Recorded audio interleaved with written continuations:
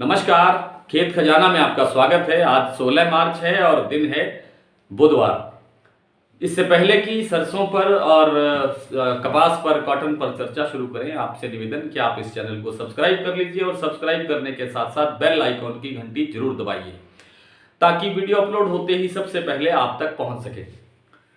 दूसरा निवेदन आप साथ साथ ये भी करना चाहता हूं कि जो हमारा डेली बुलेटिन है खेत खजाना के नाम से ही, जो सुबह व्हाट्सएप पर आपको उपलब्ध होता है, आप उसकी भी सदस्यता ले सकते हैं। उसके अंदर आपको बड़ी विस्तृत रूप से जो खबरें हम यहाँ बताते हैं उससे ज़्यादा खबरें और दूसरी जिन्सों के बारे में खबरें उसमें बहुत विस्तार से प्रकाशित होती हैं और सुबह 7 बजे से पहले आपको आपके मोबाइल पर उपलब्ध हो जाता है।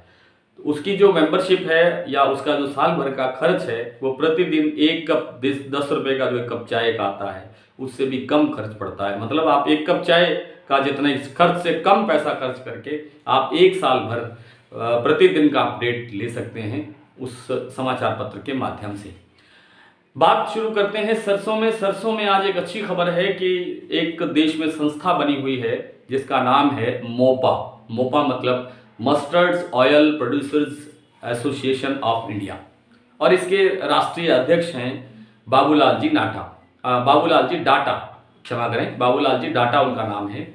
उन्होंने आज राजस्थान सरकार को एक पत्र लिखा है, एक ज्ञापन दिया है और उसमें कहा है कि जो राजस्थान में सरसों पर स्टॉक लिमिट लगी हुई है उसको समाप्त किया जाना चाहिए। ये समाचार, इसकी और भी अभी विस्तृत रिपोर्ट है इसके अंदर। वो ये है कि उन्होंने कहा कि सरसों का जो उत्पादन है, जितना देश भर में कुल उत्पादन होता है उसका 50% अकेले, 50% अकेले राजस्थान पैदा करता है। इसलिए राजस्थान को जो है सरसों प्रदेश के नाम से जाना जाए, इसकी पहचान सरसों प्रदेश के रूप में स्थापित होनी चाहिए। तीसरी बात उन्होंने ये कही है कि जो मंडी टैक्स लिया जाता है और जो एग्री सेस के नाम से टैक्स लिया जाता है उसको भी समाप्त किया जाना चाहिए। साथ ही उन्होंने कहा है कि यदि मान लीजिए किसी तरह से जो स्टॉक लिमिट है उसको हटाने में कोई असुविधा होती है, सरकार को कोई परेशानी होती है, कोई दिक्कत होती है, तो उसका एक विकल्प है। उसका विकल्प ये है कि जो प्रोसेसर्स हैं, प्रोसेसर्स को आप मोटे तौर पर मिलर्स मान लीजिए, जो तेल मिल चलाते हैं, उनके लिए जो 45 दिन की अवधि आपने रखी है भंडारण करने की, स्टॉक करने की, उसकी अवधि को बढ़ा करके 90 दिन किया जाना चाहिए। और जो एक सामान्य व्यापारी है जो एक मात्र 2000 टन सरसों का स्टॉक कर सकता है, उसको आप 10,000 टन तक सरसों का स्टॉक करने का आप अनुमति दे सकते हैं। इससे क्या है कि बाजार फिर से तेजी की तरफ दौड़ना शुरू हो सकता है अगर सरकार इस बात को मान लेती है, क्योंकि आगे चुनाव भी है राजस्थान में और राजस्थान की सरकार इसको स्वीकार कर सकती है और स्वीकार करने के बाद फिर बाजार में इससे थोड़ा बहुत तेजी की तरफ ही बाजार दिखाई देगा। वैसे भी अंतर्राष्ट्रीय बाजार के अंदर खाद्य तेलों के अंदर जो हाहाकार मचा हुआ है वो भारतीय घरेलू बाजार में खाद्य तेलों को सस्ता नहीं होने देगा। सस्ते का मतलब ये नहीं है कि एक दिन में ही बाजार को गिरा देगा या एक दिन में बाजार को आसमान पर चढ़ा देगा। जो इस समय बाजार का भाव चल रहा है खाद्य तेलों का, जैसे आपका सरसों का तेल का भाव है, जो खुदरा भाव है, बाजार का जो भाव है, जो 1 किलो हम तेल लेने जाते हैं बाजार से या 2 किलो छोटी मात्रा में तेल लेने जाते हैं तो हमें 170 रुपये से कम, 168 रुपये से कम हमें तेल नहीं मिल रहा है।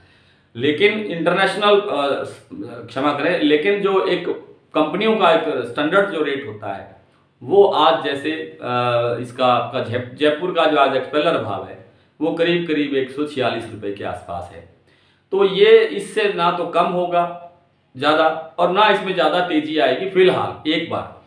और ये कमी जब तक पूर्ति नहीं होती, जैसे हमारे पास सोयाबीन का तेल का आयात इस बार कम होने की आशंका बन रही है, क्योंकि जिन मुल्कों में सोयाबीन होता है वहाँ सोयाबीन का उत्पादन कमज़ोर दिखाई दे रहा है, तो वो पहले अपनी पूर्ति करेंगे, उसके बाद हमें या किसी भी अन्य देश को वो तो अपना तेल बेचने की क्षमता में आएंगे। दूसरा, पाम तेल इंडोनेशिया में होता है। इंडोनेशिया में पाम तेल का उत्पादन कम हो रहा है। वो उन्होंने भी एक शर्त लगा रखी है कि हमें पहले अपने बाजार के अंदर 30% खपत करनी है, उसके बाद जो बचा हुआ माल है वो हम बाहर दे सकते हैं। वहाँ से भी उपलब्धता कम हो रही है।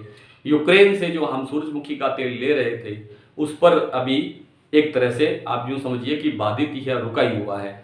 अगर आज और कल में एक दो दिन के अंदर जैसे कि संकेत मिल रहे हैं कि रूस और यूक्रेन का समझौता हो सकता है, किसी लेवल पे आकर के शांति स्थापना हो सकती है, उसके बावजूद आगामी 3 महीने तक वहाँ से रूस से, यूक्रेन से या किसी और तरह से सूरजमुखी का तेल भारत में आने की स्थिति नहीं बन सकती। और इतने में हम नए त्योहारी सीजन के दौर में प्रवेश कर जाएंगे, जहाँ से हमें सरसों का तेल के साथ साथ दूसरे खाद्य तेलों की आवश्यकता पड़ेगी।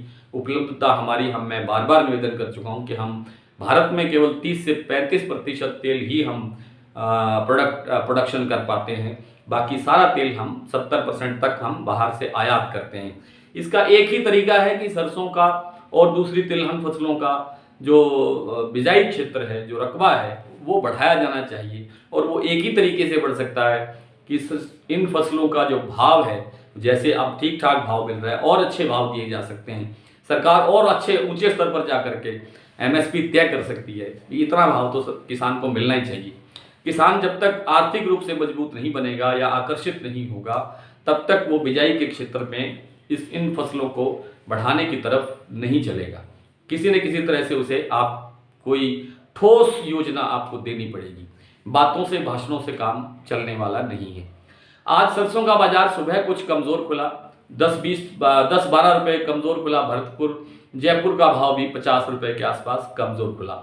लेकिन दोपहर के बाद में इन दोनों बाज़ारों के अंदर बहुत अच्छी रिकवरी देखी गई। करीब 125 रुपये का जो रिकवरी है जयपुर ने की है, और करीब 125 रुपये की रिकवरी ही भरतपुर के बाजार ने की है। इसी तरह से दूसरी मंडियों के अंदर भी जहाँ जहाँ थोड़ा बहुत को नुकसान दिखाई दे रहा था या बाजार कमज़ोर दिखाई दे रहा था, वहाँ रिकवरी होने की सूचना है। 14.5 लाख जो बोरी की आवक हो रही है इस समय पूरे देश में। राजस्थान की अकेले योगदान 8 लाख बोरी का है। और इतनी बड़ी मात्रा में सरसों की आवक होने के बावजूद बाजार ज़्यादा डाउन नहीं है। इसका मतलब ये है कि इंटरनेशनल मार्केट के अंदर खाद्य तेलों का एक बड़ा संकट बनता हुआ दिखाई दे रहा है। इसीलिए आज सलोनी ने सुबह के जो भाव थे उसमें दोपहर बाद में 50 रुपये की बढ़ोतरी करके, वृद्धि करके, बढ़ा करके, इंक्रीज करके उसको खरीदी शुरू करी। इसी तरह से जो सोयाबीन के प्लांट है उन्होंने भी आज दोपहर में 50-50 रुपये प्रति प्लांट, यानी हर शहर में जहाँ जहाँ उनके प्लांट हैं उनमें बढ़ा करके उसकी वृद्धि की है। तो कुल मिलाकर के सरसों के बाजार के अंदर मैं निवेदन कर रहा था कई दिन से कि जयपुर का जो भाव है 42% का, वो 7,000 से नीचे नहीं जाना चाहिए, ऐसा लगता है। लेकिन अब होली के बाद में, अब कल होली का त्यौहार है, परसों रंग खेलने वाला दिन है, फिर बाद में शनिवार इतवार है, और उसके बाद जैसे सोमवार आएगा तो आपके तब उस सप्ताह से थोड़ी बहुत और बढ़ सकती हैं। हालांकि कुछ मेरे बहुत निजी विशेषज्ञ हैं जो हमारे साथ जुड़े हुए हैं, उनका मानना है कि आवकें अब कमज़ोर होंगी। मेरा निजी रूप से मानना ये है कि आवक थोड़ी बढ़ सकती है और भाव थोड़ा बहुत और प्रेशर में आ सकता है, दबाव में आ सकता है, लेकिन वो कुछ ही दिन का खेल होगा। उसके बाद फिर बाजार तेजी की तरफ चलेगा, क्योंकि इंटरनेशनल मार्केट के अंदर खाद्य तेलों का बहुत बड़ा संकट उभरता हुआ दिखाई दे रहा है। अब बात कर लेते हैं कॉटन बाजार की। कॉटन बाजार देखिए, जब से ये रूस यूक्रेन का संकट चला है तब से बाजार रुका हुआ है।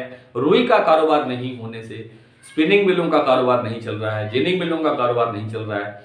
लेकिन जिनिंग मिलें और स्पिनिंग मिलें बाजार कमज़ोर इसलिए नहीं हो रहा है क्योंकि ये लोग खरीदारी करके साल भर का स्टॉक करना चाहते हैं, ताकि 6 महीने या 8 महीने का जो समय पड़ा है नई फसल के लिए, तब तक मिलों को चलाए रखने के लिए जो सामान चाहिए, कच्चा माल चाहिए, कच्चा कपास चाहिए, उसकी खरीदी जरूरी है। इसलिए बाजार डाउन नहीं हो रहा है और इनको खरीदारी बढ़ाने से ही बाजार मजबूत बना हुआ है। लेकिन जैसे इंटरनेशनल मार्केट शुरू हो जाएगी, चालू हो जाएगा, बाजार में व्यापार चलेगा, तब कॉटन का भाव, खल का भाव और बिनोला का भाव और इन कॉटन से जितने जुड़े हुए चीज़ें हैं, कॉटन तेल का भाव, इन सब चीज़ों का भाव जो है वो बहुत अच्छे ढंग से आगे बढ़ता हुआ दिखाई देगा। कॉटन की जो क्रॉप है वो बहुत ज़्यादा कमज़ोर है। अभी तक पिछले साल की तुलना में आज की डेट तक की बात करें, 16 मार्च की मैं बात कर रहा हूँ, तो आज की डेट तक कम से कम 85 लाख गांठों की कमी आ रही है। पिछले साल जितनी आई थी उससे इस बार आज के दिन तक 85 लाख गांठें कम आई हैं। ये बहुत बड़ी गिरावट है। जैसा मैं बार बार कह चुका हूँ कि 250 लाख जो गांठें हैं वो आंकड़ा इतना ही उत्पादन होना चाहिए, यही आंकड़ा दिखाई दे रहा है। अगर 250 लाख गांठ तक ही आता है तो खेत खजाना का जो अनुमान है वो ठीक और सटीक साबित हो सकता है। आइए कुछ मंडियों के भाव देख लेते हैं।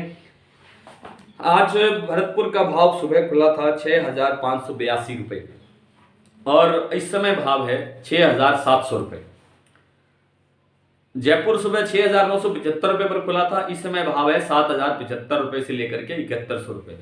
दिल्ली 6,950, सलोनी ने आज 7,400 से लेकर के 7,500 रुपये तक कारोबार किया है। सिरसा 6532, नागौर 6,582, एलनाबाद 6,850, अलवर 6,650, टोंक 6300 से लेकर के 7,000, कानपुर 7200, बारामंडी 6350, सुमेरपुर 6,850, इटारसी 6,700, कोटा 6,300, गंगानगर मंडी 6,681, नारनौल 6500, हिसार 6800, नौहर 6500, हापुड़ 6750, बीकानेर 6,800 और चरखी दादरी 6600 रुपये। ये ढेरी का भाव है। नरमा आज सिरसा में बिका है 10,201 रुपये, फतेहाबाद में 9,980 रुपये, एलनाबाद में 10,212 रुपये, आदमपुर में 9,481 रुपये, बरवाला में 9,300 रुपये, भट्टू में 9,500 रुपये, गंगानगर में 10,291 रुपये। कल फिर आपसे इसी तरह से मुलाकात होगी, तब तक के लिए नमस्कार।